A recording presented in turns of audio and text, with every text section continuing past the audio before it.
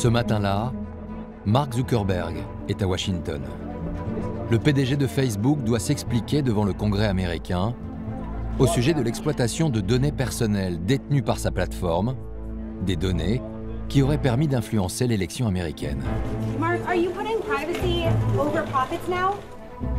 Les données de 87 millions de personnes ont été pompées depuis Facebook avec un objectif avoué qui était de faire gagner la campagne Trump.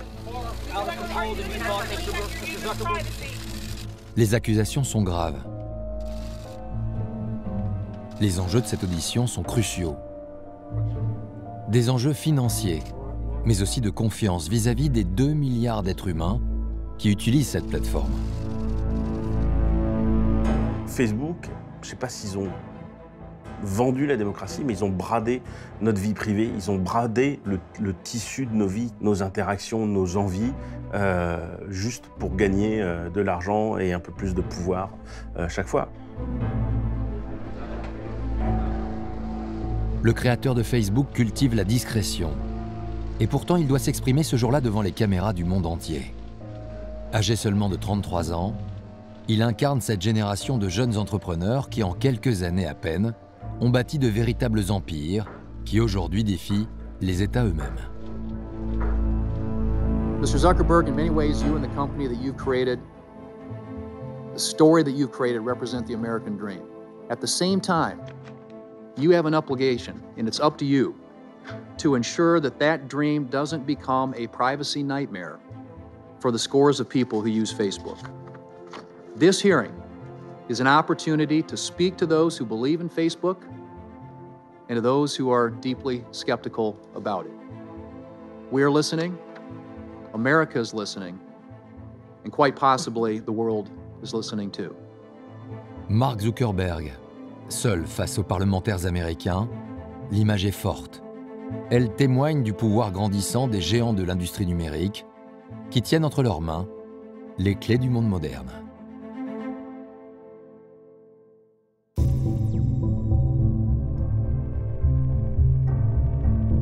L'influence de ces compagnies, parce qu'elles n'ont de compte à rendre à personne, les rend bien plus puissantes que les gouvernements.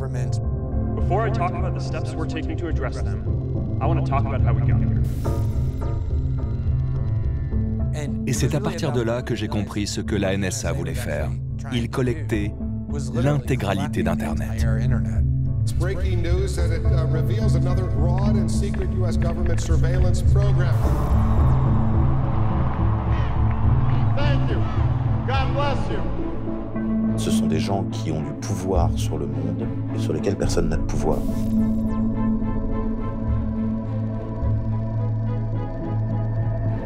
On voit un type qui est vraiment prêt à tout pour aller au bout de sa vision, quitte à laisser quelques cadavres sur le bord de la route. Ils sont allés dire à leur professeur de Stanford qu'ils allaient télécharger tout Internet et le professeur leur a ri au nez parce que c'était une idée totalement folle.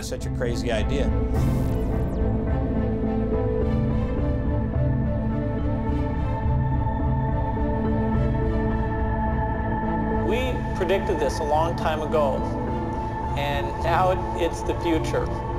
Let's take a look.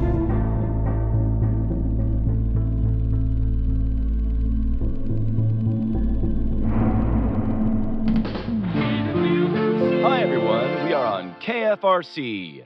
We're expecting 70 degrees Fahrenheit in Stamford today. That's all, folks. Have a wonderful day.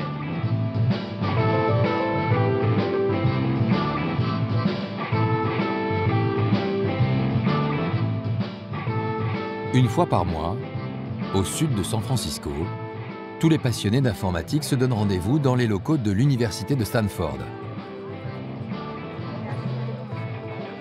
Des informaticiens amateurs viennent de toute la région pour échanger leurs connaissances et présenter leurs dernières inventions.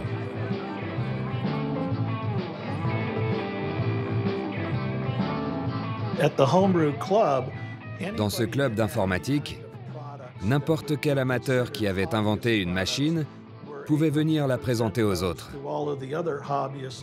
La plupart travaillaient chez eux, dans leur chambre ou dans leur garage. Il n'y avait pas encore de marché. Personne ne s'intéressait vraiment à ces technologies.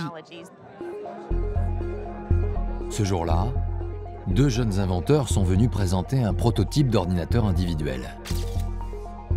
Le premier s'appelle Steve Wozniak. Il a 25 ans et travaille comme informaticien dans une entreprise locale qui fabrique des calculatrices. Le deuxième s'appelle Steve Jobs. Il a 20 ans et travaille dans une société de jeux vidéo. Ils sont amis d'enfance.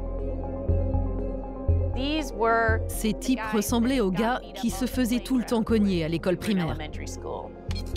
Personne n'imagine alors que ces deux inconnus s'apprêtent à révolutionner le marché de l'informatique, jusque-là contrôlé par de grands groupes industriels. L'informatique est une question de gros systèmes, hein, c'est des boîtes comme IBM qui équipent les plus grosses entreprises, c'est un univers d'ingénieurs, c'est un univers d'hommes en gris, de type en blues, enfin c'est vraiment quelque chose d'extrêmement impressionnant, presque de scientifique, totalement abscon. Mais ces deux petits génies ont bel et bien réussi à fabriquer un ordinateur individuel, le premier du genre.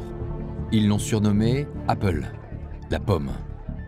Destiné à un public amateur, leur invention attire immédiatement l'attention d'un revendeur local, Paul Terrell.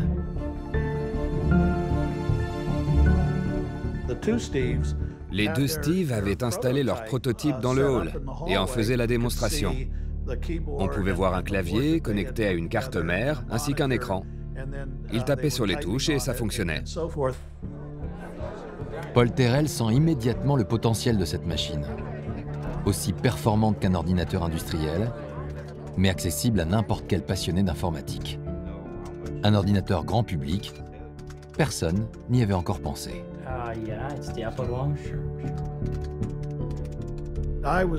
J'adorais les outils informatiques. Je pensais que ce loisir amateur pouvait donner naissance à une véritable industrie, celle de l'informatique grand public. Alors je suis allé les voir et je leur ai dit « Les gars, votre ordinateur m'intéresse. » Le revendeur local leur propose un chèque de 25 000 $ en échange de 50 unités qu'il commercialisera dans sa boutique. Steve Jobs est ravi, mais Wozniak s'y oppose. Son invention n'est pas à vendre. Wozniak, qui est le geek de la bande, a vraiment l'approche, je dirais, généreuse, ouverte des geeks, qui est on partage tout. On développe, on a une idée, on la partage pour la communauté. Wozniak incarnait les valeurs de la contre-culture, la valeur du partage d'outils qui pourrait transformer les esprits et créer un nouveau genre de société avec une nouvelle mentalité. Jobs, lui, n'entend pas du tout de cette oreille. Lui, tout de suite, il pense monétisation. Il pense, voilà, j'ai une idée, on a une idée, c'est une bonne idée. Aujourd'hui, non, il va falloir la commercialiser et gagner de l'argent avec. Il était assez malin pour comprendre que ce chèque, c'était la première pierre de leur aventure Apple Computer. Jobs aura le dernier mot. Ils prennent les 25 000 $ et se lancent dans la fabrication des ordinateurs.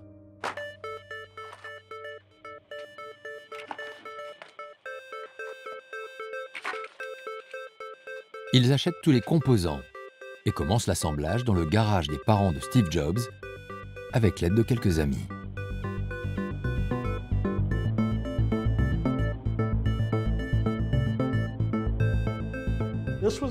C'était l'ébullition 24 heures sur 24. Ils travaillaient jour et nuit. Ils vivaient comme des hippies. On peut les comparer à ça. Ils vivaient tous dans le garage et dormaient sur des canapés ou à même le sol.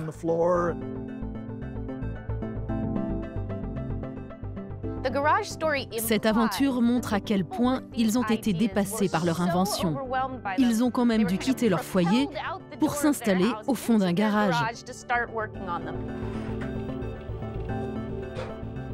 Il y a aussi une certaine forme d'humilité. Ils ne mesuraient pas à l'époque l'impact de ce qu'ils étaient en train de fabriquer. Un mois plus tard, l'assemblage des 50 ordinateurs est terminé. Ils sont prêts à être vendus par Paul Terrell.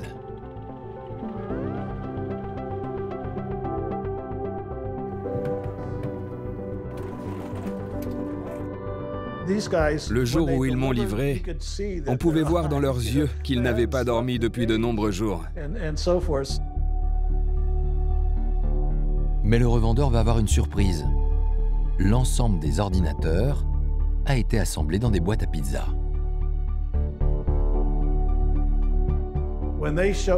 Quand ils m'ont montré leur boîte à pizza, avec une carte mère à l'intérieur et des composants par-dessus, moi je cherchais le clavier, l'alimentation, éventuellement l'écran, le moniteur, bref, les éléments de base. Malgré l'amateurisme de cette première création, le premier Apple rencontre un succès immédiat et les commandes se multiplient.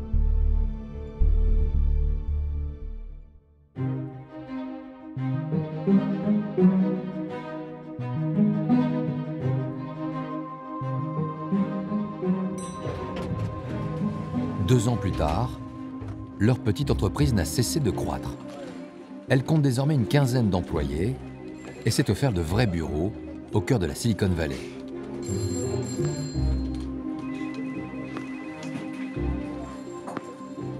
Les deux Steve se sont répartis les rôles. Jobs s'occupe du design et du marketing. Quant à Wozniak, il gère la conception et l'innovation. C'est d'ailleurs lui qui est en train d'achever la programmation de leur nouvel ordinateur, l'Apple II.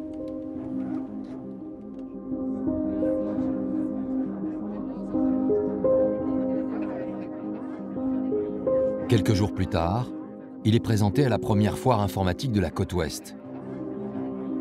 Et ce nouvel ordinateur devient aussitôt l'attraction du salon. Pour moi, l'Apple II, c'est véritablement le premier ordinateur individuel.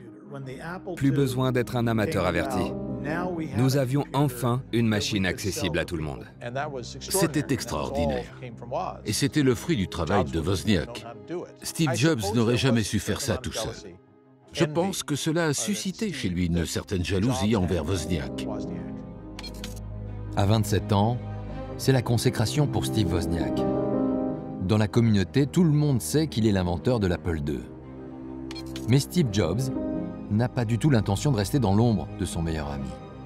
Il a plus d'ambition et d'indéniable talent d'orateur, et il va rapidement s'imposer.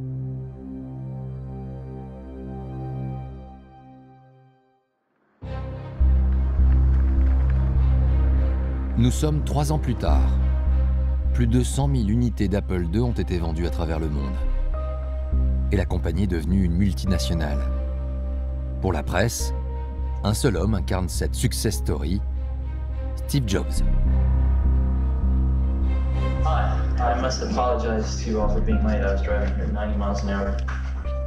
I couldn't find a parking place. And with all the experiences you've been through this morning,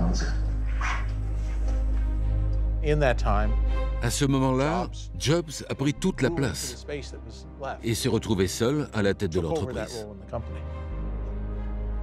Et le patron d'Apple ne veut pas s'arrêter là. Il a déjà en tête les améliorations à apporter pour que sa machine touche le plus grand nombre. right now, if you buy a computer system and you want to solve one of your problems, we immediately throw a big problem right in the middle of you and your problem, which is learning how to use the computer, right? Substantial problem to overcome. What we're trying to do is to remove that barrier. Ce type, ce hippie, arrive et dit bah non, en fait, tout va changer. Chaque Américain pourra avoir une petite boîte qui lui permettra de faire plein de tâches personnelles. Et ça, c'est une vision radicalement nouvelle. So that someone can buy a computer system that knows nothing about it and directly attack their problem without learning how to program the computer. Il était persuadé qu'il avait une mission, qu'il y avait une révolution informatique en cours et qu'il en était le précurseur. And so, assuming that we don't get into World War III, it looks like the timing's just right for that to occur. Thank you very much.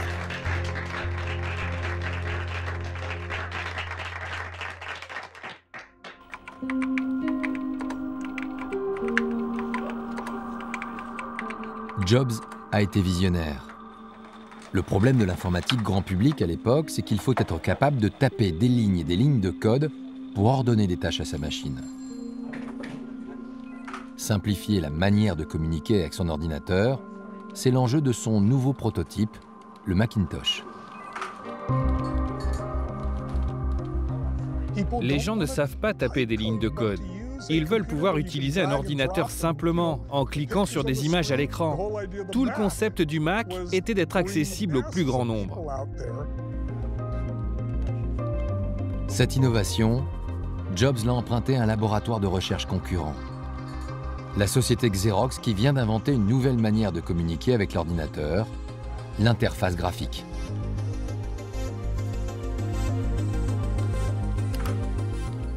Il était impressionné par cette interface graphique et il a vu aussi la première souris informatique. Ça lui a littéralement coupé le souffle. Et surtout, en fait, ce qui l'a frappé, c'est que Xerox, qui avait développé cette interface graphique, n'en faisait rien, n'avait pas trouvé de solution commerciale. Donc, il s'approprie l'idée. Alors, il s'approprie l'idée, évidemment, il la développe, il l'améliore. Jobs s'est toujours réfugié derrière une phrase de Picasso qui disait que les génies volaient les grandes idées. Et donc, il n'avait absolument aucun complexe par rapport à ça.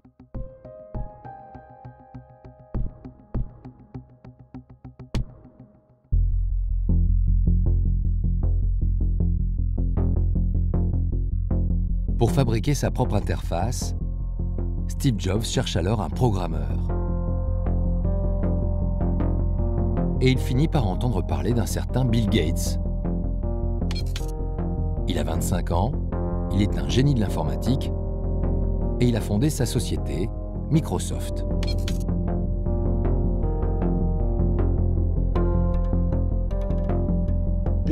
Bill Gates écoutait Steve Jobs et le trouvait un peu bizarre, mais fascinant aussi. Il voulait comprendre comment ce type fonctionnait, car il voulait que Microsoft ait le même succès qu'Apple. Jobs lui a dit « L'interface graphique, c'est l'avenir de l'informatique. C'est une évidence. Et si vous ne profitez pas de cette opportunité pour vous joindre à nous, vous resterez sur le bord de la route. » Bill Gates a signé et il s'est mis à développer des logiciels pour le Macintosh. Apple looks like being another popular stock offering because it's the only company with what's called a pure play in home computers, but when a major new product arrives on the market, there's not much that can be done to dampen investor enthusiasm. Ce projet d'ordinateur personnel, accessible à tous, excite les marchés financiers. Apple vaut désormais 2 milliards de dollars après son introduction en bourse. Il y a eu une frénésie folle autour de l'entrée en bourse d'Apple. Vous pariez sur l'avenir lorsque vous achetez des actions dans une telle entreprise. Les gens ont compris que ce serait énorme, même s'ils ne savaient pas encore à quel point. Une frénésie qui va attirer l'attention du géant de l'informatique, IBM. L'ordinateur personnel, c'est indéniablement l'avenir. La compagnie se lance alors dans l'aventure avec sa toute-puissance commerciale. And those are good reasons for a person to feel good. The IBM personal computer, now at selected stores across the country. Mais pour remporter cette guerre, Steve Jobs a 2 atouts majeurs dans sa poche. Le premier, c'est un sens inné du marketing. Lorsqu'il présente le Macintosh pour la première fois à Hawaï, il ne vend pas seulement une machine, il vend un état d'esprit.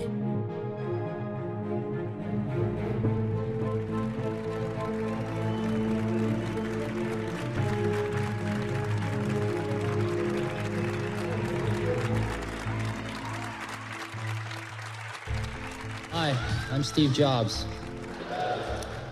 In 1977, Apple, a young, fledgling company on the West Coast, invents the Apple II, the first personal computer as we know it today. IBM dismisses the personal computer as too small to do serious computing and unimportant to their business. Il joue à David contre Goliath. Et c'est le rôle qu'il doit incarner s'il veut être considéré comme un visionnaire.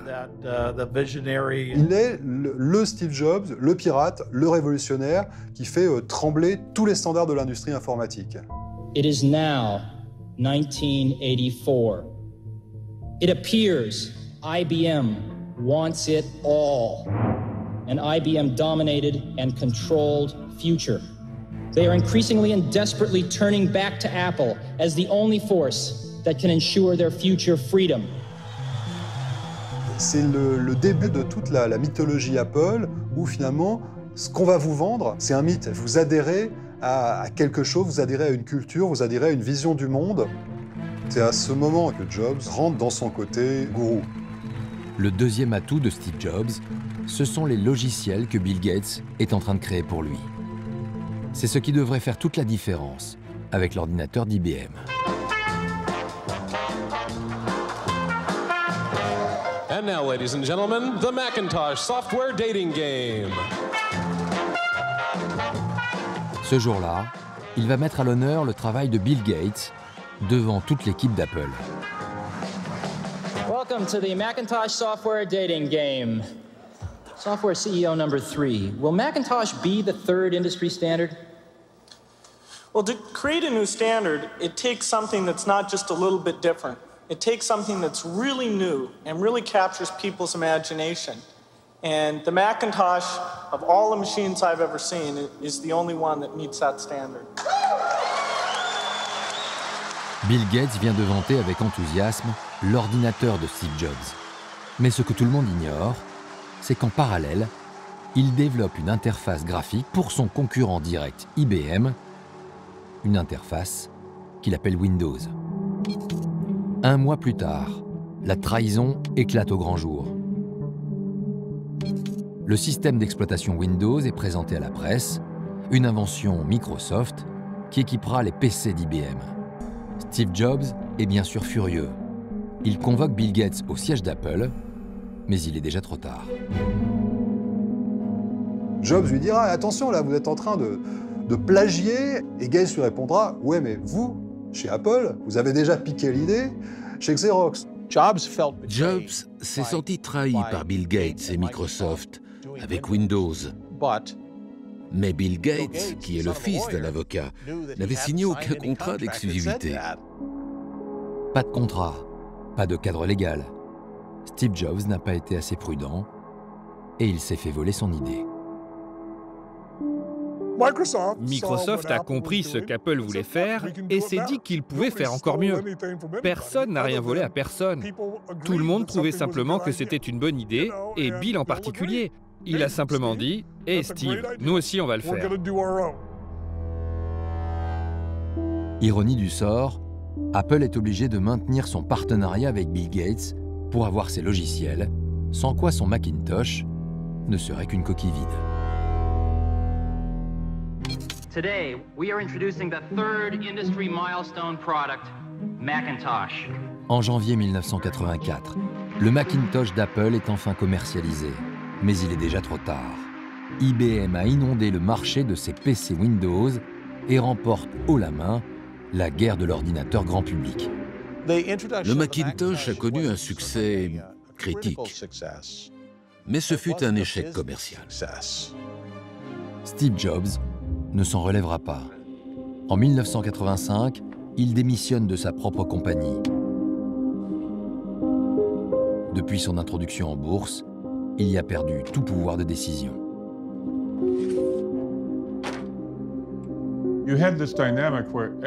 Vous étiez dans une dynamique où la pression était énorme. Tout le monde se mettait la pression.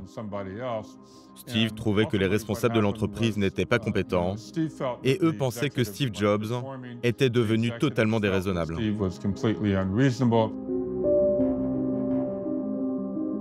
Bill Gates est devenu le maître incontesté de cette nouvelle ère de l'informatique. Son système Windows est devenu la norme mondiale. Hello, I'm Bill Gates, chairman of Microsoft. Microsoft first came up with the Windows concept back in 1983. And today, the leading software users have switched into the Windows environment. We predicted this a long time ago, and now it's the future. Let's take a look.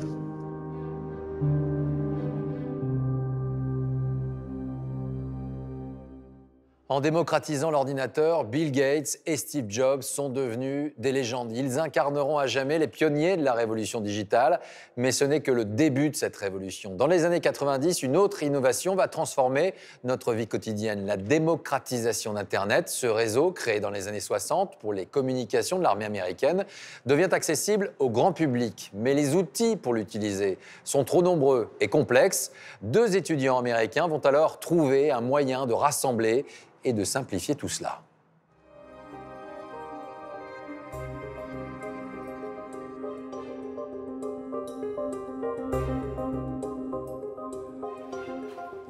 En cette fin d'été 1995, c'est la rentrée à Stanford.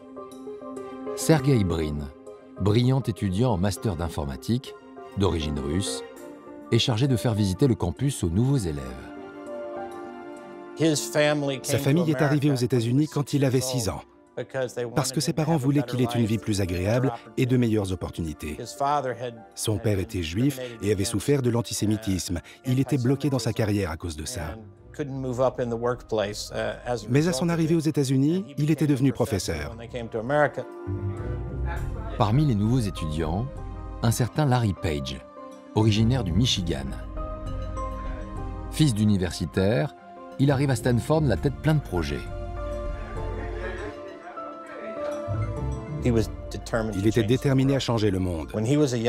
Lorsqu'il n'était qu'un enfant de Détroit, dans le Michigan, là où les grosses compagnies automobiles avaient leur siège, il observait les embouteillages. Il imaginait qu'un jour, les voitures pourraient circuler sans chauffeur et avec une meilleure organisation. Ce jour-là, les 2 étudiants font connaissance et ils se découvrent de nombreux points communs. Ils viennent tous les 2 d'un milieu aisé. Et ils aimaient se poser plein de questions. On dit que Sergey Brin et Larry Page auraient débattu avec Dieu lui-même s'il leur était apparu. Larry Page et Sergey Brin ont tous 2 22 ans et ils vont devenir inséparables. Larry et Sergey avaient beaucoup d'humour. C'étaient des passionnés de technologie. Ils pouvaient focaliser sur des détails sans importance pour obtenir leur diplôme ou s'intéresser à des choses totalement folles, comme les lasers de l'espace, de purs intellectuels. Page veut participer au mouvement de la société. Et pour lui, le changement majeur, c'est le développement d'Internet. Il est persuadé que toute la connaissance humaine sera un jour accessible sur le réseau si l'on arrive à en simplifier l'accès. Alors, pourquoi ne pas créer un serveur qui centraliserait toutes les données circulant sur le net? Pour construire le boîtier de leur serveur, ils ont utilisé des Legos. Ils sont allés dire à leur professeur de Stanford qu'ils allaient télécharger tout Internet et le rendre consultable. Et le professeur leur a ri au nez, parce que c'était une idée totalement folle. Même si à l'époque le web était beaucoup plus petit qu'aujourd'hui, c'était irréalisable. C'était trop vaste et désorganisé. Mais malgré tout, ils ont dit « Allons-y, essayons ». Vouloir organiser le web, ranger Internet pour que les gens puissent y accéder, nécessitait de plus en plus de puissance informatique. Et cela coûtait très cher. Mais de l'argent, leur secteur n'en manque pas. Le gouvernement américain a décidé d'investir dans ces nouvelles technologies.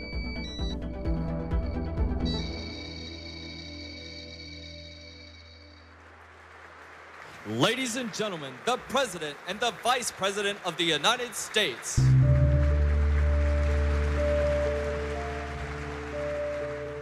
C'est le moment où la guerre froide a pris fin et où la nécessité de financer la technologie militaire a diminué. Et donc, ça a libéré des budgets pour soutenir d'autres secteurs. We know that the bill President Clinton is about to sign today will touch the life of every American and will help shape a world in which we use technology to put us more directly in contact with each other. A world in which our ability to create and receive information will be limited not by the bounds of our technologies, but only by the infinite boundaries of our imagination. C'est le moment où le gouvernement a décidé de soutenir Internet. Au début des années 90, beaucoup pensaient qu'Internet allait favoriser l'échange rapide d'informations et faire émerger un nouveau monde. Alors bien sûr, tout le monde voulait y investir. Our goal is to bring the benefits of these new tools to every part of our society and to every home. Ça entérine le fait pour le gouvernement américain de faire de l'économie des réseaux et l'économie embryonnaire de l'Internet le nouvel horizon économique des États-Unis. Et pour faire d'Internet le nouveau moteur de l'économie américaine, le gouvernement veut donner tous les moyens nécessaires à la recherche universitaire. C'était une décision qui avait un double objectif. Il ne s'agissait plus seulement de soutenir la science ou l'armée. Cela ouvrait des perspectives de croissance économique. Les subventions étaient attribuées au mérite. Seules les meilleures idées et les meilleurs chercheurs obtenaient des financements. Alors, il y avait une grande compétition pour décrocher ces fonds. Le département informatique de Stanford dispose de 24 millions de dollars pour financer les projets de ses étudiants. Larry et Sergey obtiennent ainsi facilement les fonds pour développer leur idée. Le projet a été sponsorisé par un consortium d'agences gouvernementales. À l'époque, cela représentait une grosse somme d'argent. Au bout d'un an de recherche, ils finissent par trouver la formule mathématique capable de classer toutes les informations circulant sur la toile et ils la font tester à leur professeur.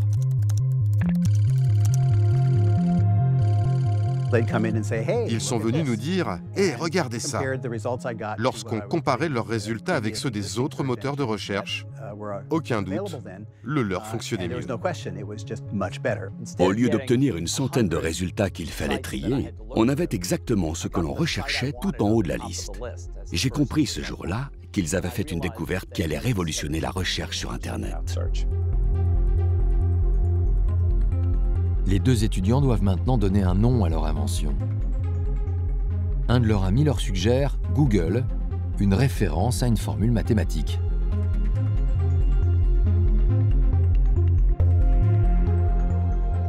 Google, ça signifie un nombre infiniment grand.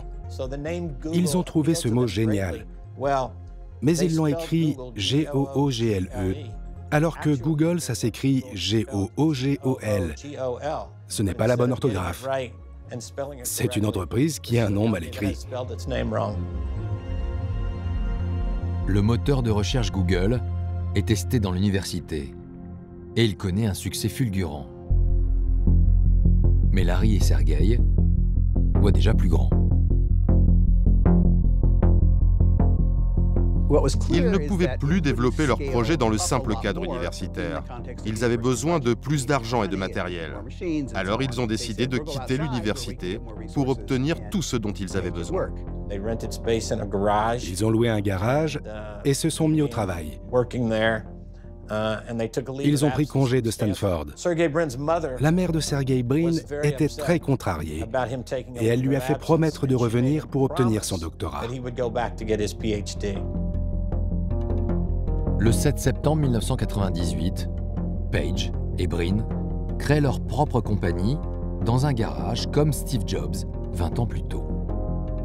C'est d'ailleurs au même moment que le fondateur d'Apple fait son grand retour dans la Silicon Valley. Tout le monde ne parle que de lui et Jobs, fidèle à sa légende, partage avec les médias sa vision de l'avenir. The web is incredibly exciting because it is the fulfillment of a lot of our dreams, and I think it's going to be huge. I think it's breathed a whole new generation of life into personal computing, and I think it's going to be huge. It's obvious once it happens, but 5 years ago, who would have guessed? Right. That's right. Isn't this a wonderful place we live in? Comme Steve Jobs, Larry et Sergey savent qu'ils peuvent devenir des pionniers. Mais pour cela, ils doivent se frotter au monde des affaires.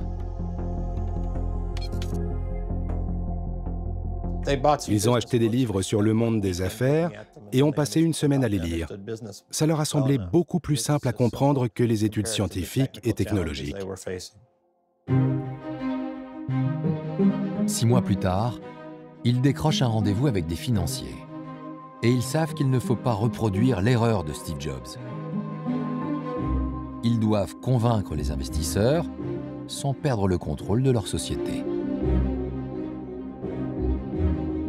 Je les ai accompagnés à une réunion chez Kleiner Perkins. Ils parlaient, j'observais. Les responsables de ce fonds d'investissement leur ont demandé « Comment allez-vous gagner de l'argent ?» Et ils ont répondu « Nous allons vendre ce service aux entreprises qui en ont besoin. » Les investisseurs leur proposent de racheter Google 25 millions de dollars. Personne ne refuserait une telle offre, et pourtant. Larry Page et Sergey Brin s'étaient bien préparés. À la fin, ils ont dit « Si vous voulez prendre le contrôle de notre entreprise, nous ne prendrons pas votre argent. Nous n'avons pas besoin de votre argent. Nous avons d'autres solutions. »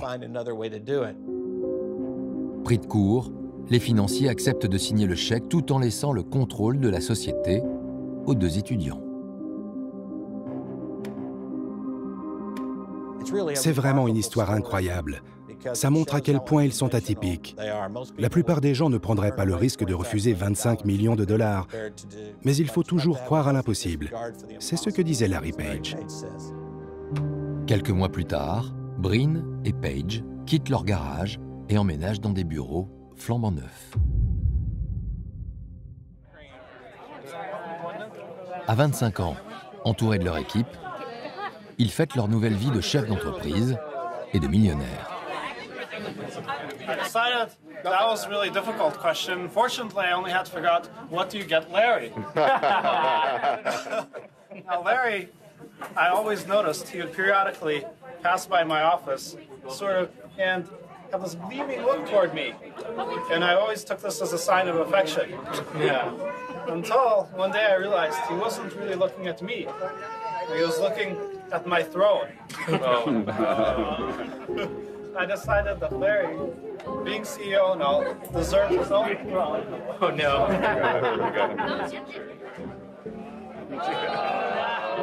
Une ambiance de fête étudiante. Qui pourrait alors imaginer à ce moment-là que cette jeune start-up allait conquérir le monde en à peine 3 ans? En 2001, le moteur de recherche Google écrase tous ses concurrents aux États-Unis, mais également en Europe. Il conquiert ensuite les marchés asiatiques, la Chine, le Japon, la Corée du Sud, puis le reste du monde.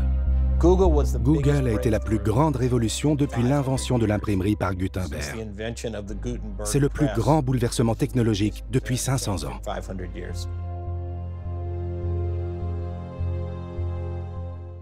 Grâce à l'imagination et l'audace de ces 2 étudiants devenus milliardaires, tout le monde peut avoir accès immédiatement au flux d'informations qui circulent sur le net. Notre rapport à la connaissance ne sera plus jamais comme avant. Mais cette révolution Internet n'en est qu'à ses débuts et certains vont vite lui trouver d'autres applications, notamment dans le domaine des communications. Et là encore, tout va partir d'une université américaine.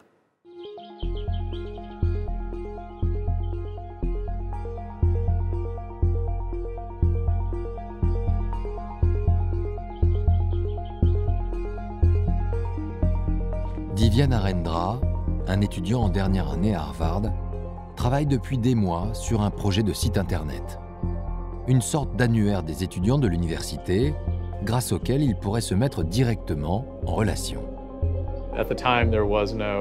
À l'époque, nous n'avions aucun moyen de nous connecter entre étudiants. On pouvait se croiser tous les jours, mais sans vraiment se rencontrer. On ne se connaissait pas les uns les autres. Je me suis dit qu'un trombinoscope en ligne pouvait peut-être nous aider à briser la glace. Alors pourquoi pas le créer nous-mêmes?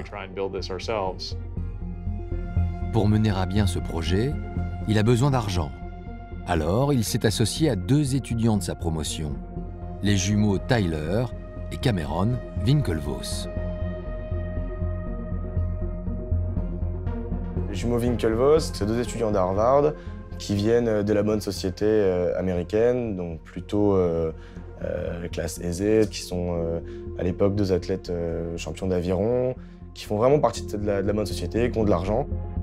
Narendra et les jumeaux Winklevoss ont le concept et les moyens financiers. Mais il leur manque l'essentiel, le savoir-faire. Et la solution est peut-être dans la gazette de l'université. Un étudiant de première année vient de faire scandale avec un site internet créé en une nuit, FaceMash. FaceMash, j'ai découvert ce site dans le journal de la fac. C'était très controversé, car il s'agissait de noter le physique des étudiantes de première année.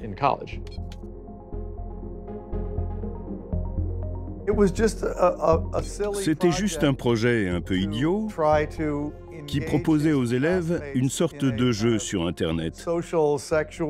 Une compétition pour désigner qui était la plus sexy. Imaginez qu'une fille soit mal notée. Ça pouvait la blesser et créer des problèmes. Tout le monde ne parle que de ça sur le campus d'Harvard. Car en plus d'avoir une idée très sexiste, le créateur du site est parvenu à pirater les serveurs de la fac pour voler les photos des étudiantes. Ce petit génie de l'informatique s'appelle Mark Zuckerberg. Mark Zuckerberg a toujours été un étudiant très créatif. Il avait mis un immense tableau blanc dans sa chambre sur lequel il esquissait ses idées de projet, dont le fameux FaceMash qui lui a causé beaucoup de problèmes avec l'administration de la fac. Pour Narendra et les jumeaux Winklevoss, Mark Zuckerberg semble être le candidat idéal pour s'occuper de la programmation de leur réseau social. Il décide de le rencontrer. Il découvre alors un jeune homme de 19 ans, sweat à capuche sur les épaules et sandales aux pieds. 2 mondes les séparent. J'ai pensé qu'il était une sorte de... comment dire? Le stéréotype de l'ingénieur en informatique, quoi. Il était un peu inexpressif. On ne savait absolument pas ce qu'il pensait.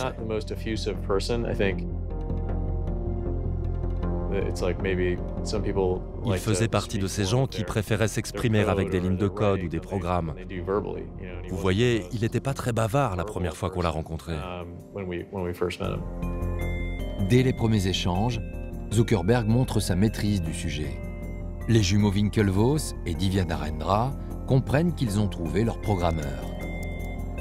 Quant à Mark, il a l'air très motivé par leur projet. Il s'engage à le développer.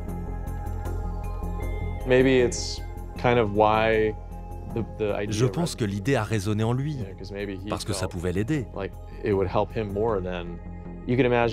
S'il avait été très sociable, avec un large réseau d'amis dans la vraie vie, il aurait sûrement eu moins besoin d'un réseau social en ligne.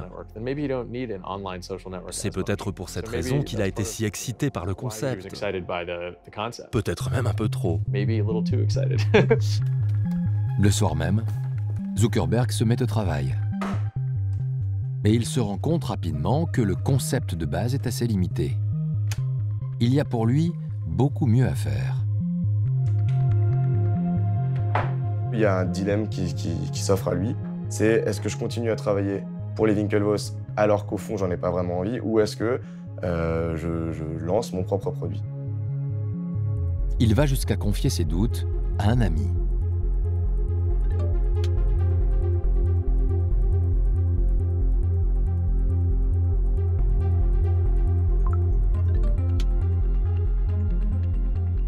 Il y a un moment de bascule où il prend cette décision, clairement, d'aller faire cavalier seul et de trahir la confiance que les Winklevoss ont placée en lui, en fait, quelque part. Mark Zuckerberg a tranché. Il a même déjà trouvé un meilleur nom pour l'application. Ce sera The Facebook. Pendant 4 mois, jour et nuit, il travaille sans relâche. Il veut mettre en ligne son site le plus rapidement possible, avant que ses associés ne se rendent compte de sa trahison.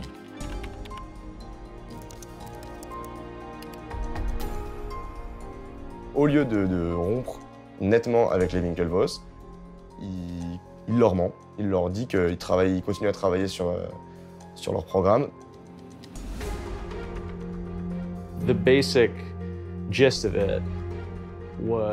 Le problème dans cette histoire, c'est qu'il nous disait qu'il avait bientôt fini, alors qu'il n'avait même pas commencé. Il s'est bien moqué de nous. On peut dire qu'il nous a menés en bateau. Zuckerberg veut être le seul et surtout le premier à proposer un réseau social à Harvard. De toute façon, il considère qu'il ne doit rien à ses étudiants de dernière année.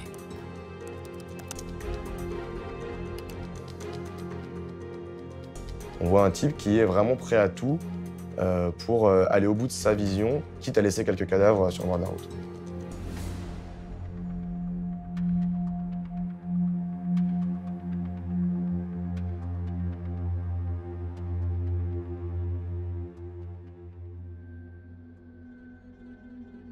Le 4 février 2004, Mark Zuckerberg met en ligne The Facebook, uniquement accessible aux étudiants d'Harvard.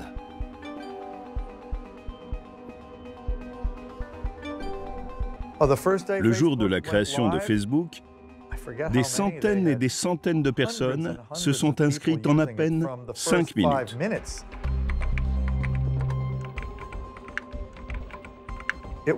C'était un tsunami. Tout le monde voulait utiliser ce site et tout le monde ne parlait que de ça sur le campus d'Harvard.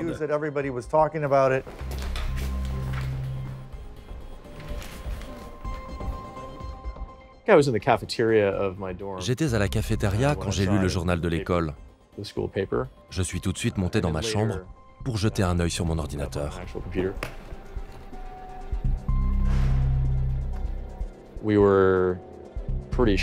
On a été franchement choqués quand on a découvert ce nouveau site Facebook.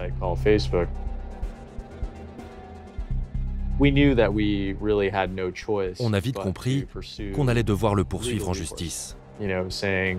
Parce que quand on lui a dit « Hé mec, c'est notre concept, arrête ça tout de suite !» il nous a tout simplement ignorés. En quelques mois, le réseau social se répand dans la plupart des grandes universités américaines. Et Mark Zuckerberg devient la nouvelle coqueluche de l'industrie informatique. And now there's a new form of cyber matchmaking, college networking websites. Is this perhaps the next big thing? And Mark Zuckerberg, creator of Harvard's TheFacebook.com. Mark, if somebody was to put the question to you about the magnitude of what you think you've launched, how big do you think your product or your service is?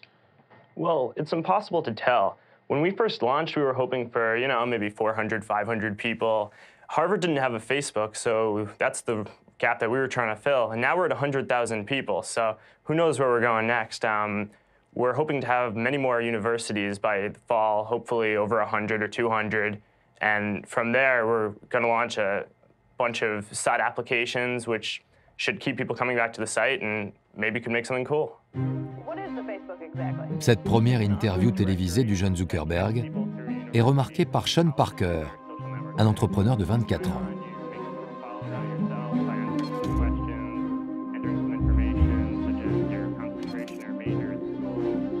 Sean Parker, c'est une des figures de la nouvelle génération de la Silicon Valley. Il se fait connaître en 99, à 19 ans, il crée Napster. C'est la première plateforme d'échange de fichiers piratés d'utilisateur à utilisateur. Mais à cette époque, Sean Parker est ruiné.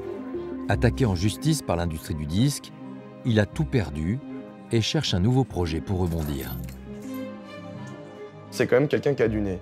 Et il perçoit très vite l'opportunité de business qu'il peut y avoir avec The Facebook. Parker rencontre Zuckerberg le lendemain à New York. Il a tout de suite perçu le potentiel international de Facebook et veut aider le jeune étudiant d'Harvard à le développer. Sean Parker, c'est quelqu'un de très extraverti, qui parle beaucoup, qui a vraiment une grosse personnalité, beaucoup de caractère. Zuckerberg, à côté, n'est pas du tout comme ça, donc forcément, il est impressionné par Sean Parker. Sean lui a fait réaliser que ce qu'il avait créé pouvait devenir quelque chose d'énorme. Et Mark s'est laissé convaincre par son enthousiasme et par les opportunités que lui offrait Facebook. Parker va aider Zuckerberg à monter sa société et à trouver des investisseurs. Il lui conseille de quitter la côte Est pour s'installer dans la Silicon Valley et de rebaptiser sa plateforme Facebook. Cet été-là, l'action Google est cotée en bourse. La société de Page et Brin vaut désormais plusieurs dizaines de milliards de dollars.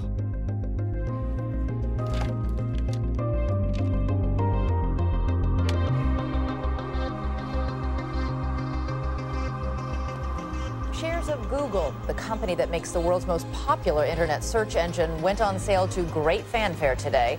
The offering was the biggest for an internet technology company in 4 years and made its founders billionaires. Une success story qui fait bien sûr rêver Mark Zuckerberg. Mais pour que Facebook devienne aussi populaire que Google, il doit élargir son audience.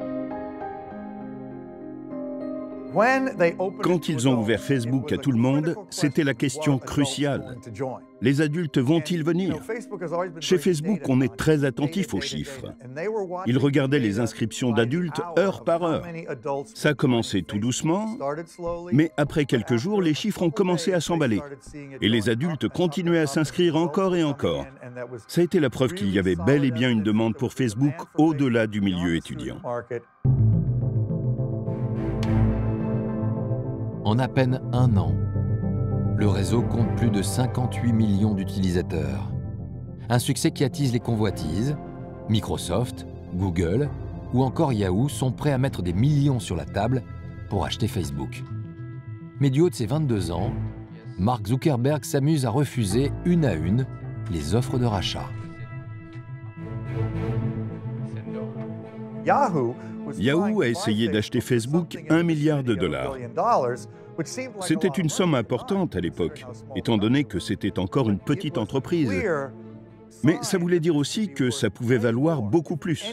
Si tous les adultes partout dans le monde pouvaient s'inscrire sur Facebook, 1 milliard de dollars n'était pas suffisant pour vendre. Alors Mark a dit non, nous ne vendrons pas, et il a refusé toutes les propositions de Yahoo ou des autres. Porté par cette ambition et cette réussite insolente, Zuckerberg reste seul à la tête de Facebook. Car le jeune homme a un projet qui dépasse le succès commercial. Il pense pouvoir modifier les relations humaines en connectant entre eux tous les habitants de la planète. Mark Zuckerberg est vraiment habité par sa vision de Facebook, qu'il considère comme la base d'un village global. Un moyen de connecter le monde entier, de créer une communauté globale. C'est ça son rêve.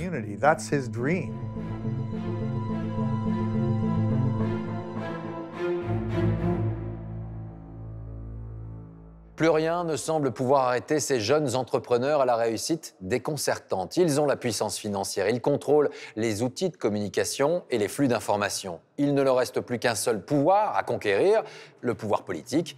En novembre 2007, un candidat à l'élection présidentielle vient chercher du soutien dans la Silicon Valley, le sénateur démocrate Barack Obama.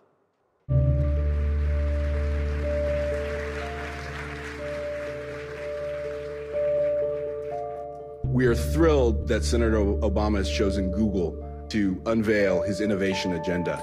Please join me in giving an enormous Google welcome back to Senator Barack Obama.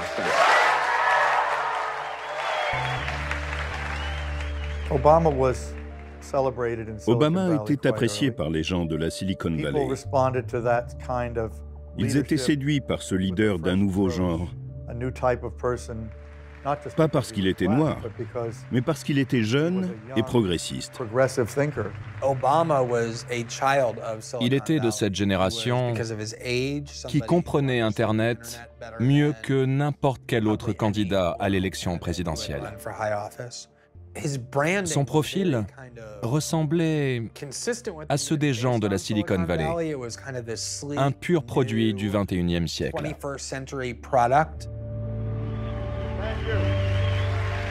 Thank you, everybody. Thank you. Thank you. Thank you so much. Barack Obama est en opération séduction. What a wonderful reception. I am so grateful. Il est ici pour lever des fonds auprès des fondateurs de Google. Taking the time to be here today. After all, it wasn't much more than a decade ago that Larry and Sergey got together in a dorm room as graduate students with a big idea to organize all of the world's information into an accessible form. What we shared is a belief in changing the world from the bottom up, not the top down, that a bunch of that ordinary people can do extraordinary things. C'est un candidat qui a l'air plus ouvert et plus accessible aux idées portées par la Silicon Valley que son adversaire qui est très ancienne industrie. To seize this moment, we have to ensure free and full exchange of information. And that starts with an open internet. Cette révolution numérique, elle est en marche, et c'est aux États-Unis qu'on a un vrai leadership. C'est nulle part ailleurs. Et donc c'est tout l'intérêt des dirigeants américains de favoriser ça et de ne pas aller contre. And as president, I intend to work with you to write the next chapter in the story of American innovation. That's part of the reason why I'm running for president of the United States. Sa jeunesse, sa modernité, son approche technologique et technocratique du gouvernement résonnaient comme une douce musique aux oreilles de la Silicon Valley. Et ils sont devenus naturellement ses soutiens les plus importants. That's why I'm asking you to join me in seizing this moment. I'm asking you to join me in changing the world. Thank you very much, everybody. Thank you. Thank you. Thank you. L'opération fonctionne. Barack Obama devient le favori des géants de l'Internet dans la course à la Maison-Blanche. Il collectera au total plus de 9 millions de dollars dans la Silicon Valley. Thanks so much. I appreciate it. Thank you. Thank you so much for coming.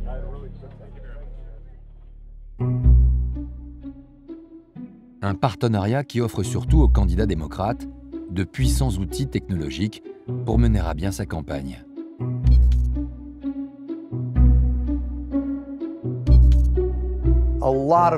Beaucoup d'entrepreneurs de la Silicon Valley ont mis à sa disposition les outils qu'ils avaient créés. Il y avait un soutien massif de la part de la Silicon Valley pour Obama. Il n'y a aucun doute à cela. Cette campagne avait été conçue autour de l'idée que la domination d'Internet serait un facteur déterminant pour Obama. Et c'est d'ailleurs un ancien cadre de Facebook qui rejoint l'équipe Obama pour développer sa stratégie sur les réseaux sociaux. Il s'appelle Chris Hughes et il a 25 ans.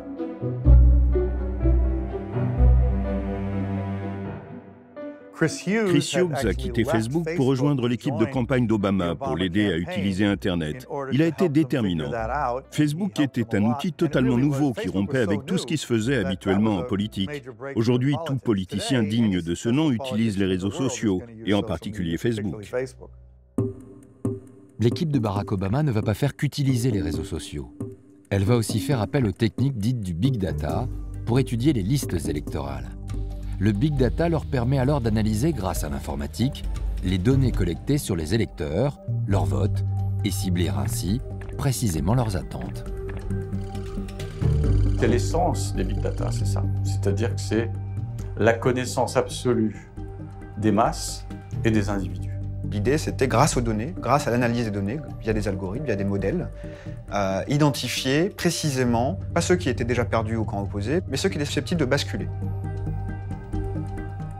Et une fois ce repérage fait, l'idée était de mettre un deuxième filtre et de voir comment aborder la personne. Proposer une version du programme ou une partie du programme qui soit parfaitement ciblée sur la sociologie statistique de la personne. Obama a été le premier à se rendre compte à quel point ça pouvait l'aider pour sa campagne, de comprendre comment finalement attaquer cet électorat dans le sens qui permet de le convaincre.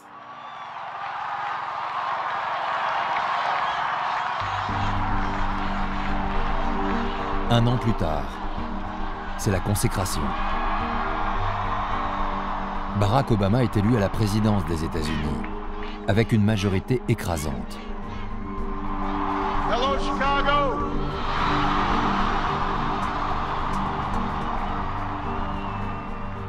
Quand il a gagné, ce fut une énorme satisfaction dans la Silicon Valley.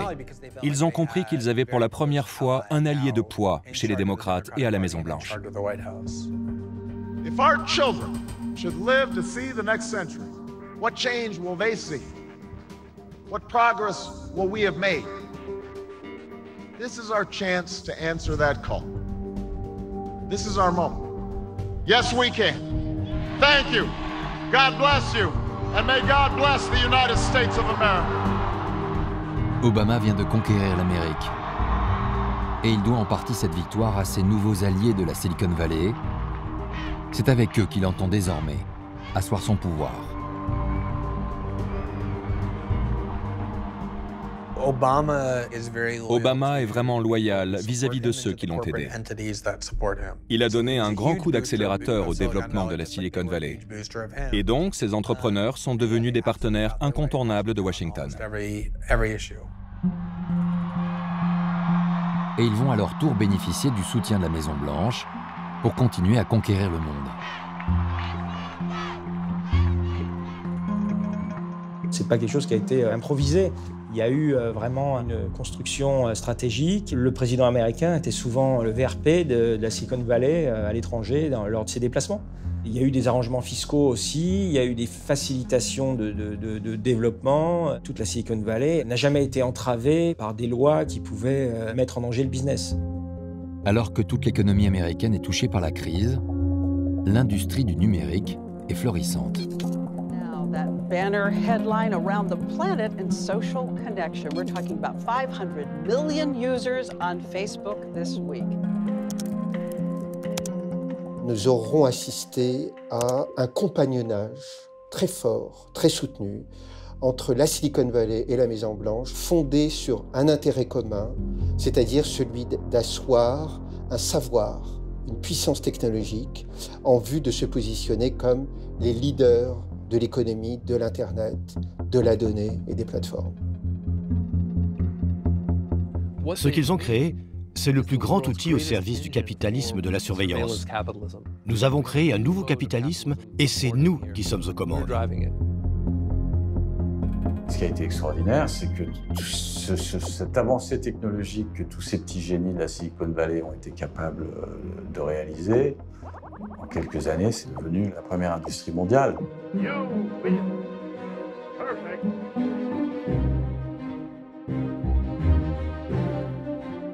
En février 2011, Barack Obama, qui s'apprête à briguer un second mandat, est de retour en Californie. Il participe à une réception privée en compagnie des grands patrons de la Silicon Valley. On retrouve Mark Zuckerberg, le PDG de Facebook, Steve Jobs, le fondateur d'Apple, ou encore Eric Schmidt, le représentant de Google. Ce dîner des rois, c'est la reconnaissance de cette puissance par le pouvoir politique. Il y a l'idée de faire quelque chose ensemble.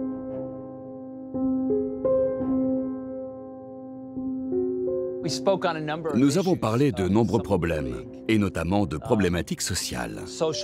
Et nous les avons évoqués en essayant de voir quel rôle la technologie pouvait jouer et quelles pourraient être les politiques à mettre en place. Ce genre de questions.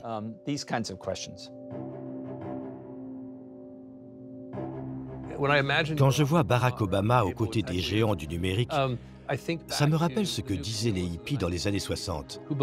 Ils étaient persuadés que si nous arrivions à créer la bonne technologie, nous pourrions nous passer de la politique. Je pense qu'ils seraient très surpris de voir comment les choses ont évolué. C'est un peu ironique de voir que le monde qu'ils avaient imaginé, leur monde idéal, a finalement engendré ce contre quoi ils se sont toujours battus.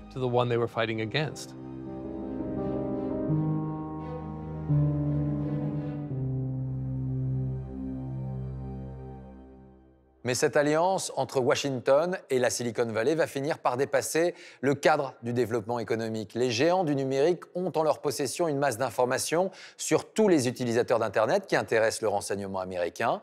En 2012, un lanceur d'alerte va révéler un scandale d'État.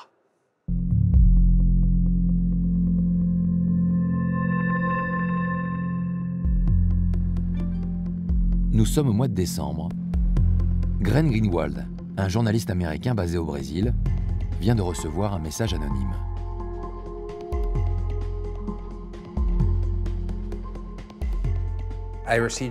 J'ai reçu un mail d'une personne qui voulait rester anonyme. Il utilisait un système de messagerie cryptée. Ce mail disait juste « J'ai un scoop pour vous. Nous devons en parler, mais avant toute chose, vous devez crypter vos messages pour que l'on puisse échanger en toute sécurité. »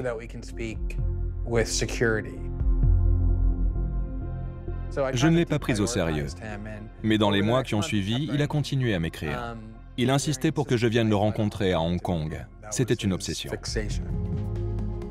Pour prouver sa bonne foi, l'informateur fait parvenir aux journalistes des documents qui proviendraient de la NSA, l'agence de renseignement la plus secrète des États-Unis. L'agence américaine aurait mis en place un système occulte de surveillance de la population.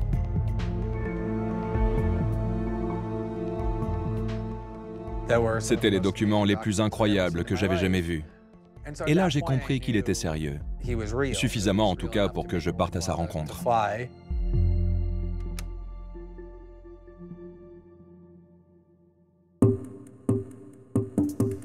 Le rendez-vous est pris quelques jours plus tard, dans un palace de Hong Kong. Le journaliste est accompagné d'une réalisatrice de films documentaires. Il veut pouvoir filmer l'ensemble des entretiens avec le mystérieux informateur. Il nous avait donné des instructions très précises. Allez dans cet hôtel, attendez à un endroit précis, à une heure précise. S'il ne se montrait pas dans les 5 minutes, nous devions retenter notre chance 15 minutes plus tard.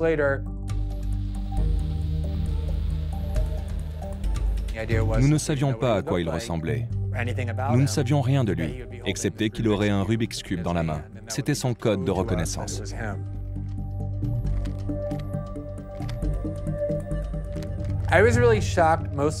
J'étais extrêmement surpris car il était très jeune, alors que tout au long de nos conversations, je m'étais imaginé qu'il avait 50 ou 60 ans. Et je pensais qu'il était haut placé. Sinon, comment aurait-il pu avoir accès à ce genre de documents?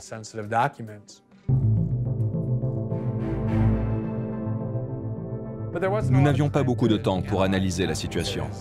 Alors nous l'avons suivi jusqu'à sa chambre d'hôtel et je me suis dit, bon, nous verrons bien si ça valait le coup.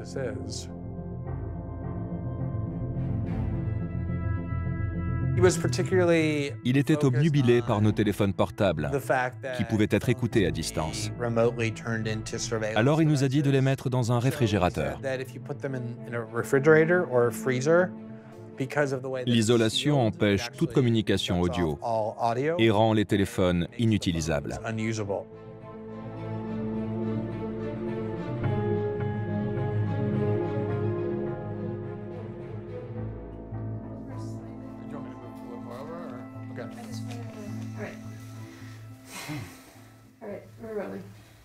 So let's just begin with some basic background information, like just state your name, what position you held in the intelligence community, and how long you worked within that community.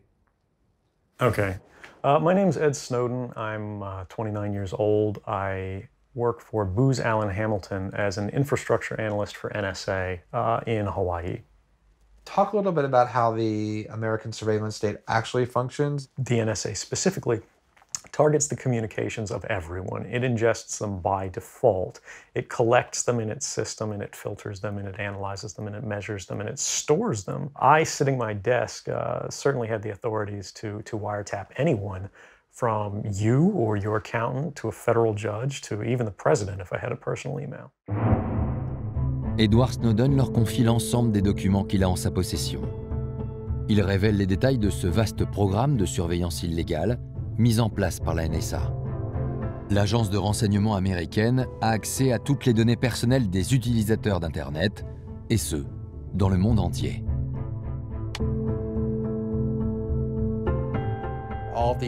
Tous ces documents décrivaient la mission de la NSA, son but, son projet qui tient dans une seule phrase, un peu comme une devise, « Prenez tout ». Et c'est à partir de là que j'ai compris ce que la NSA voulait faire. Et ils étaient en passe de réussir. Ils collectaient l'intégralité d'Internet. Mais pour que la NSA récupère toutes ces données, il a bien fallu que quelqu'un lui en donne accès. Ce sont les géants du numérique, ceux-là même qui se sont engagés à protéger nos emails, nos documents personnels et notre activité sur les réseaux sociaux, qui auraient laissé aux renseignements américains un libre accès à toutes ces données. Google l'a fait, Facebook l'a fait, Yahoo l'a fait. Les ingénieurs de ces compagnies ont permis à la NSA d'accéder à leurs serveurs. Il existe bien un programme sur les serveurs de ces compagnies, géré par ces compagnies, élaboré par ces compagnies, qui a permis l'accès sans entrave de la NSA aux données et aux communications de tous les utilisateurs.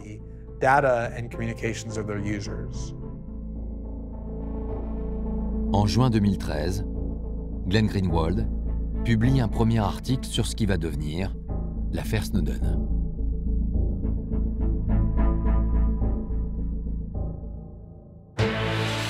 This is CNN breaking news.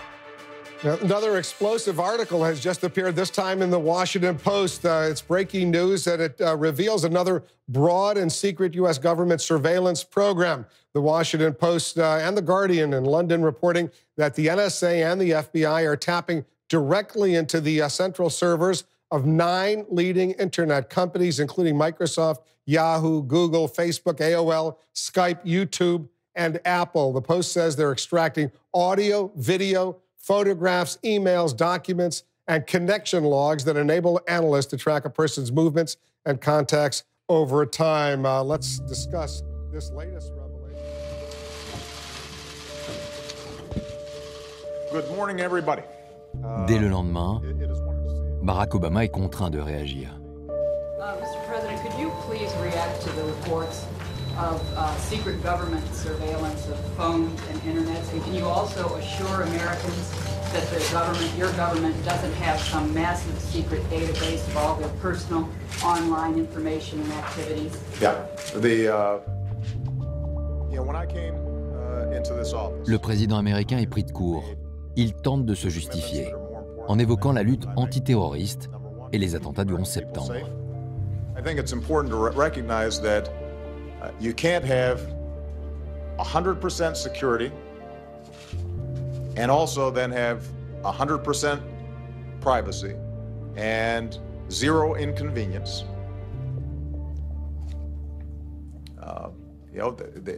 We're going to have to make some choices as a society. Il était embarrassé. L'idée que Barack Obama puisse espionner Internet était à l'opposé de ce qu'il renvoyait.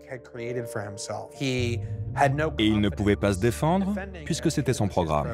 In the abstract, you can complain about Big Brother and how this is a potential,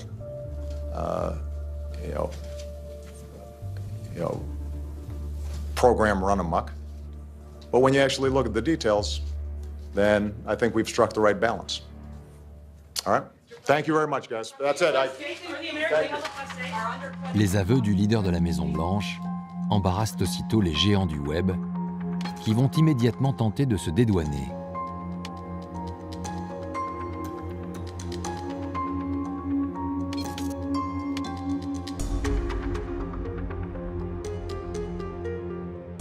Je pense qu'il est impossible que les dirigeants de ces entreprises n'aient pas été au courant de l'existence de ce programme gouvernemental de surveillance. Ce n'est pas crédible. Le gouvernement n'a pu agir à leur insu, parce que je peux vous affirmer que toute tentative d'intrusion sur leur serveur aurait été immédiatement détectée. Alors, cet argument n'est tout simplement pas crédible. Pour échapper aux autorités américaines, Edward Snowden est exfiltré de Hong Kong. L'affaire prend une dimension internationale. Tous les jours, de nouvelles révélations lèvent le voile sur ces échanges de longue date entre les géants de la Silicon Valley et le renseignement américain.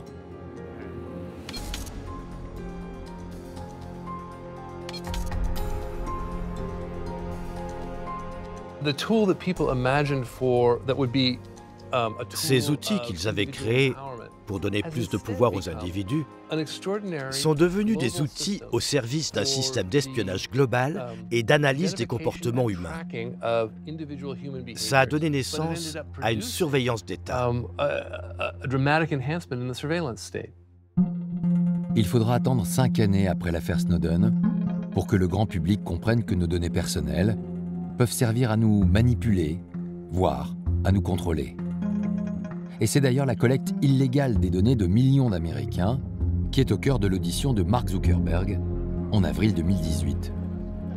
Des données qui auraient été utilisées à des fins politiques. Toutes ces données, si on en fait la somme, elles ont un pouvoir très fort parce qu'elles représentent de plus en plus une part significative de tous les Français, de tous les Européens, de tous les citoyens du monde. C'est-à-dire qu'aujourd'hui, il y a plus de personnes sur Facebook que sur aucune autre plateforme sur laquelle on se rend quotidiennement. Et que donc, cette plateforme, elle a une responsabilité particulière. Mark Zuckerberg doit s'expliquer sur les relations que son entreprise a entretenues avec Cambridge Analytica, une société de conseil en politique. C'est cette société qui a collecté les données d'utilisateurs Facebook pour les influencer dans leur vote et ainsi faire gagner Donald Trump. It will take some time to work through all the changes we need to make across the company, but I'm committed to getting this right. This includes the basic responsibility of protecting people's information, which we failed to do with Cambridge Analytica. So here are a few things that we are doing to address this and to prevent it from happening again. We didn't take a broad enough view of our responsibility, and that was a big mistake. And it was my mistake, and I'm sorry. I started Facebook, I run it, and I'm responsible for what happens here. Le leader de Facebook endosse la responsabilité des fautes commises, mais il suggère surtout l'idée qu'il sera le seul à devoir régler ses problèmes à l'avenir. Il est d'après lui le seul garant du bon fonctionnement de sa plateforme et de son impact sur le bon déroulement de la vie démocratique. Zuckerberg, c'est le maître du jeu. Même si c'est lui qui est interrogé, c'est lui qui a conçu entièrement Facebook. Donc, pour lui, la difficulté, c'est de ne pas faire passer le message que c'est le grand méchant loup. Mr. Zuckerberg, would you be comfortable sharing with us the name of the hotel you stayed in last night?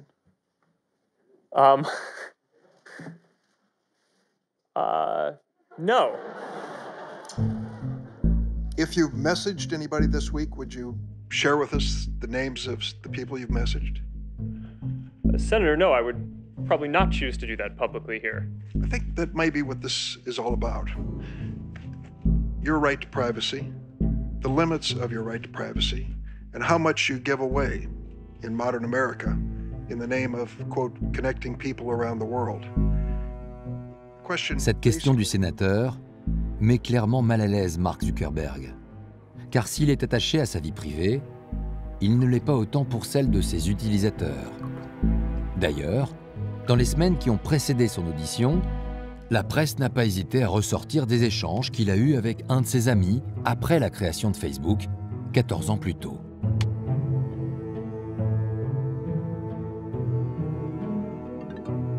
J'ai plus de 4000 emails, photos, adresses. Quoi? Mais comment t'as fait? Les gens me les ont confiés, je ne sais pas pourquoi. Ils me font confiance. Pauvre con. Pour lui, l'éthique, le principe essentiel de l'éthique, c'est qu'il est interdit de se faire choper. On peut faire tout ce qu'on veut du moment qu'on ne se fait pas attraper. C'est pour ça qu'il dit, chaque fois, il est désolé, ah, je voulais pas, je le ferai plus, et puis en fait, il recommence. Our promised digital utopia, we have discovered, has minefields. Here's what's going to happen. There are going to be a whole bunch of bills introduced to regulate Facebook. It's up to you whether they pass or not. You can go back home, spend $10 million on lobbyists and fight us, or you can go back home and help us solve this problem. And there too. Quand le sénateur Kennedy parle du lobby que Facebook représente à Washington, il sait clairement de quoi il parle. Car si lui n'a jamais touché aucun subside de la part du géant de la Silicon Valley, ce n'est pas le cas de ses collègues. Sur les 41 sénateurs qui interrogent Zuckerberg ce jour-là, ils sont 35 à avoir touché de l'argent de Facebook, Plus de 11 millions de dollars ont été dépensés en lobbying par la firme en 2017 pour s'attirer les faveurs des législateurs et éviter ainsi tout risque de régulation. Malheureusement, c'est comme ça que fonctionne ou dysfonctionne la démocratie américaine. Et il y a une volonté que ça change, mais en attendant, le système il est bien en place, il est bien rodé, les gens touchent de l'argent, ça crée des fidélités. Mais au-delà de l'argent, il y a une autre raison pour laquelle Zuckerberg est certain que les parlementaires américains ne s'attaqueront pas à Facebook. C'est l'intérêt stratégique que son entreprise représente pour les États-Unis, au même titre que tous les autres géants de la Silicon Valley, les GAFAM. Aujourd'hui, si Facebook et Google ne sont pas démantelés, c'est parce qu'en fait, ils sont utiles au pouvoir américain. C'est une façon d'asseoir l'hégémonie américaine. Rien ne sera entrepris contre les GAFAM par le pouvoir politique à Washington. Si les États-Unis affaiblissent leurs géants du numérique, la Chine, qui ne va pas toucher à ses propres géants, les BATX, va devenir la première puissance. Donc les États-Unis ne peuvent pas scier la branche sur laquelle ils sont assis, ils ne peuvent pas se tirer une balle dans le pied et permettre à la Chine de les dépasser. Donc les États-Unis ne toucheront pas à leurs géants du numérique.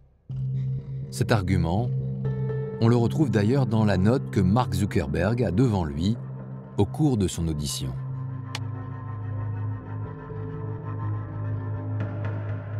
Cette question du monopole de Facebook ne sera jamais abordée par les sénateurs. Aucune sanction sérieuse ne sera prise à l'encontre de Mark Zuckerberg et de sa plateforme. Alors, cette audition a-t-elle été un jeu de dupes?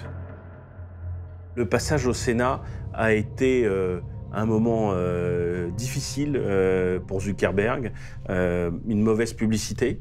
Et donc, finalement, c'est ça la punition. Maintenant, je ne suis pas sûr que les politiques aient montré beaucoup de brio à cette occasion-là. Ils ont surtout montré qu'ils ne captaient rien. Il y a un côté, un show, en fait, politique, qui n'est pas très rassurant, mais au moins ça rassure les lecteurs. Pendant son audition, Mark Zuckerberg aurait gagné près de 3 milliards de dollars. La machine Facebook et ses actions sont reparties à la hausse. La prestation de son jeune patron, saluée par les investisseurs. Le scandale est derrière lui. Il reste le seul maître à bord, comme tous les autres patrons de la Silicon Valley.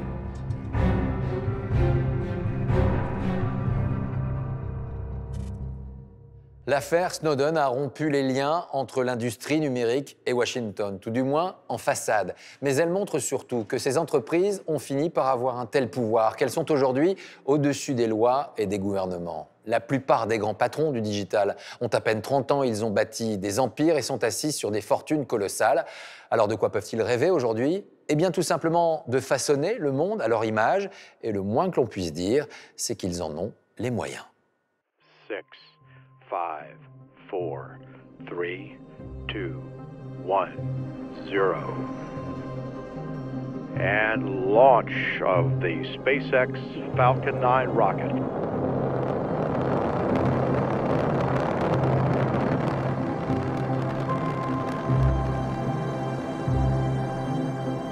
Le 22 mai 2012, une fusée décolle de Cap Canaveral, la base de lancement spatial de la NASA. Mais cette fusée n'appartient pas à l'agence gouvernementale américaine.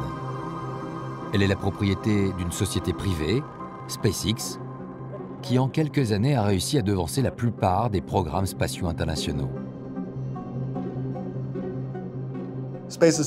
La conquête spatiale, normalement, c'est une affaire d'État. Donc là, il ne s'agit plus de rivaliser avec des startups, mais avec la Russie ou les États-Unis. Il y a une question de fierté nationale. Les enjeux politiques sont complexes. C'est le secteur le plus insensé dans lequel vous pouvez vous lancer. Derrière SpaceX, un homme, Elon Musk, un autre géant de la Silicon Valley. Il a fait fortune dans les années 90 en créant PayPal, le premier système sécurisé de paiement en ligne. Avec une fortune estimée à 20 milliards de dollars, il a décidé d'investir dans les projets les plus incroyables. Quand il était petit, il adorait les livres de science-fiction. Et il rêvait déjà de construire des fusées et de devenir une sorte de pirate spatial. En à peine 15 ans, Elon Musk est devenu l'un des acteurs majeurs de la conquête spatiale. Le seul aujourd'hui capable de lancer des fusées réutilisables. Pourtant, son ambition ne s'arrête pas là. Désormais, il a un projet encore plus fou. Il veut coloniser la planète Mars. Why Elon? Why do we need to build a city on Mars with 1 million people on it? Yeah, I think it's important to have a future that is inspiring and appealing. I mean, I just think that there have to be reasons that you get up in the morning and you want to live.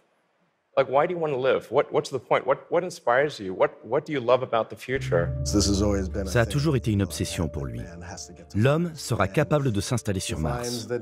Et il constate que la NASA n'a aucun projet réel de colonisation. Elle n'envisage que de l'exploration.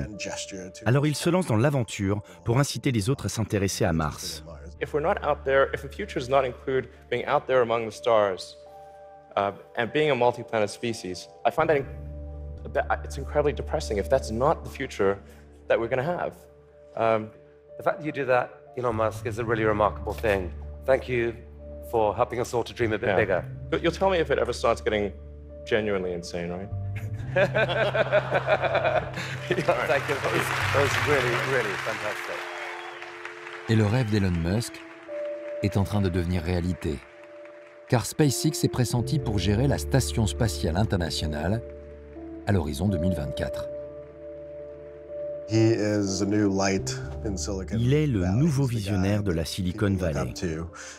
Il est celui que tout le monde considère comme l'héritier de Steve Jobs et comme la plus grande figure de la vallée.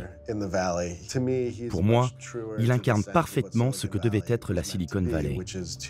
Un endroit où l'on s'attaque aux problèmes de grande envergure, en les rendant romanesques pour pousser la technologie au-delà de ce que les gens croient possible. Mais Elon Musk n'est pas le seul milliardaire de la Silicon Valley à avoir de telles ambitions. Le voici à côté des autres géants de la tech, les fondateurs de Facebook, Amazon ou encore Microsoft. Tous ont en commun une fortune colossale et une folle envie de changer le monde. C'est un groupe de personnes incroyables. Ce sont des ingénieurs passionnés qui ont fait fortune. Ils ont engrangé des milliards de dollars. Avant, ceux qui réussissaient dans les affaires, comme les banquiers ou les industriels, se contentaient d'acheter une grande maison et d'avoir une vie agréable. Mais ces types-là sont câblés différemment. Ils s'intéressent vraiment à des choses plus importantes que le succès financier de leur entreprise. Ils ont conscience de l'ampleur et de la portée des problèmes auxquels le monde est confronté et des prochains défis pour l'humanité. Bill Gates, par exemple, devenu l'un des hommes les plus riches au monde grâce à ses logiciels qui inondent la planète, a réinvesti près de 44 milliards de dollars dans sa fondation humanitaire, un budget plus important que celui de l'Organisation mondiale de la santé. Son rêve, éradiquer la faim dans le monde et les épidémies. Je ne vois personne d'autre dans l'histoire du monde, à part peut-être Jésus, qui ait eu autant d'impact sur les gens que Bill Gates. Bill a changé le monde grâce à la technologie et au logiciel. Puis il change le monde à nouveau, mais plutôt par philanthropie. Les géants du numérique ne semblent plus avoir aucune limite à leurs ambitions.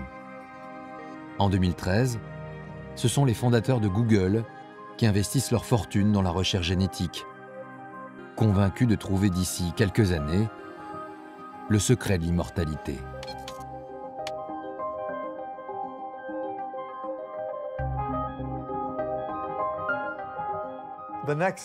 La prochaine étape, c'est d'aller encore plus loin. Comme augmenter les capacités du cerveau, modifier l'ADN pour prolonger la vie, pour vous rendre plus sain, vivre 100 ans, 200 ans. C'est le type de priorité auquel s'attaque la Silicon Valley.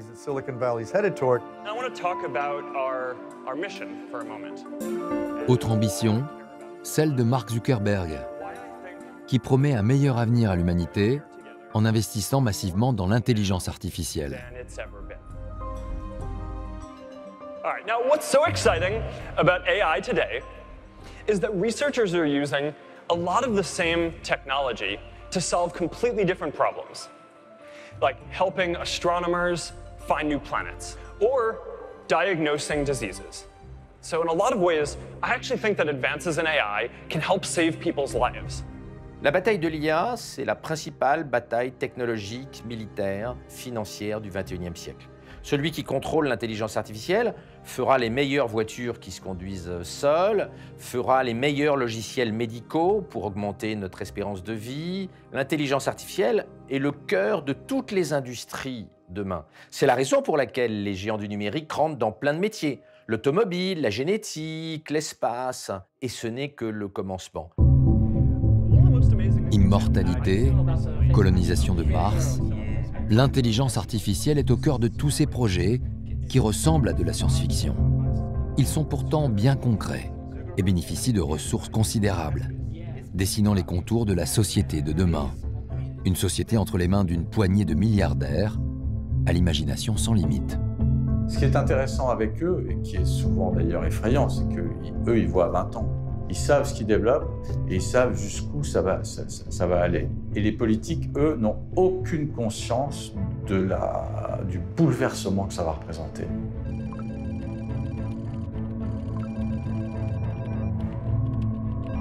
En fait, ce sont des gens qui ont du pouvoir sur le monde et sur lesquels personne n'a de pouvoir. Même les gouvernements ont un contrôle très flou sur ces entreprises-là et c'est un problème. C'est un énorme défi pour la planète qu'un petit nombre d'entreprises ait gagné ce degré de pouvoir et de contrôle.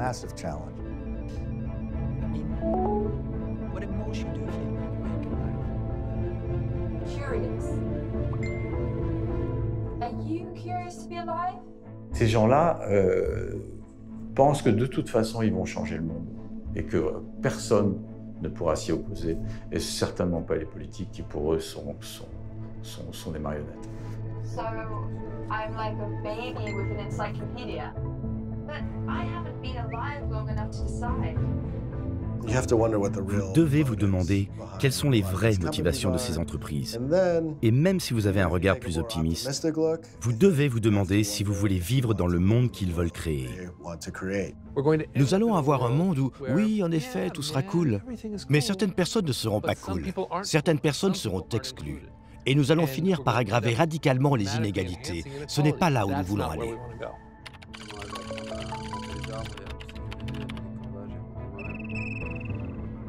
C'est une décision que tout individu prend lorsqu'il passe une grande partie de sa vie sur Facebook ou Google. C'est comme cela que l'on donne du pouvoir à ces entreprises.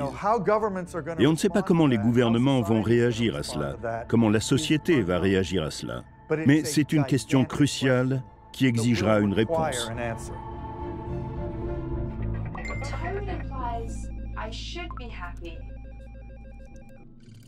That's a good question. But you don't have a good answer.